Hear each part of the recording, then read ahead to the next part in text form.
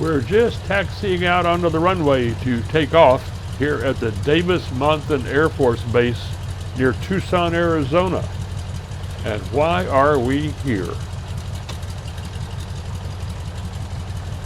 Immediately after World War II, the Army's San Antonio Air Technical Service Command established a storage facility for B-29 and C-47 aircraft at Davis-Monthan Air Force Base. It's dry in the desert, good place to store your aircraft. Today, this facility is the 309th Aerospace Maintenance and Regeneration Group, which has grown to include more than 4,400 aircraft and 13 aerospace vehicles from the Air Force, Navy, Marine Corps, Army, Coast Guard, and several federal agencies, including NASA.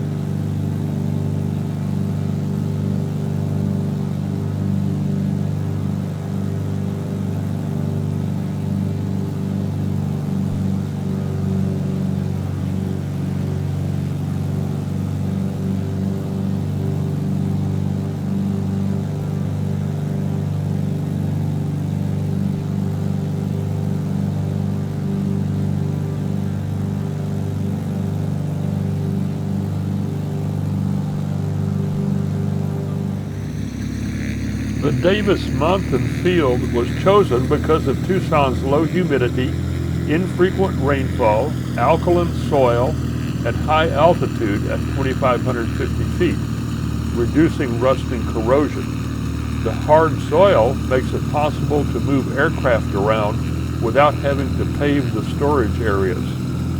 Seems like a perfect choice.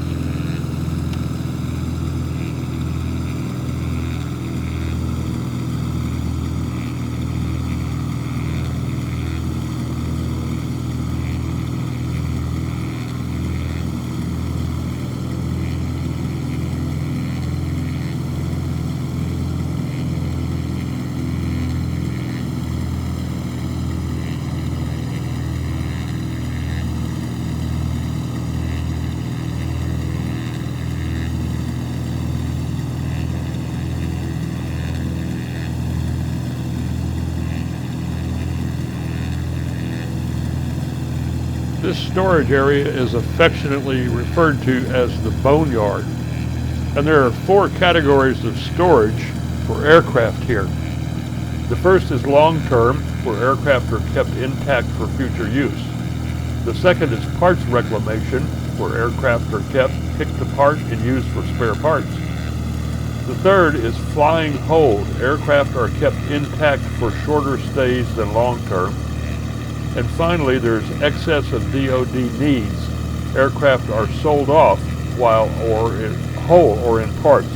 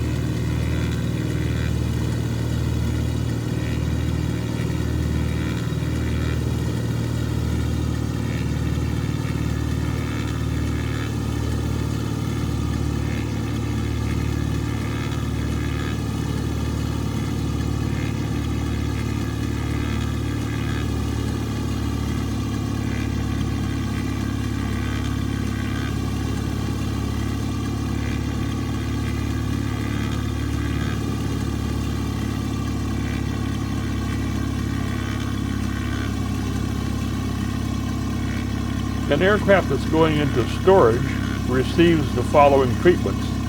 First of all, ejection seat charges and classified hardware are removed.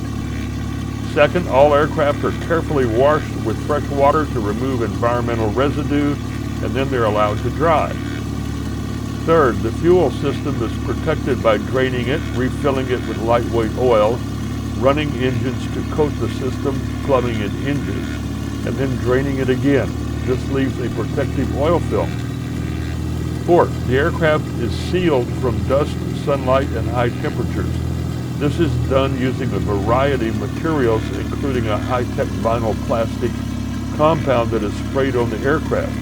This compound is called spray lap after its producer and is applied in two coats, a black coat that seals the aircraft and a white coat that reflects the sun and helps keep internal temperatures low.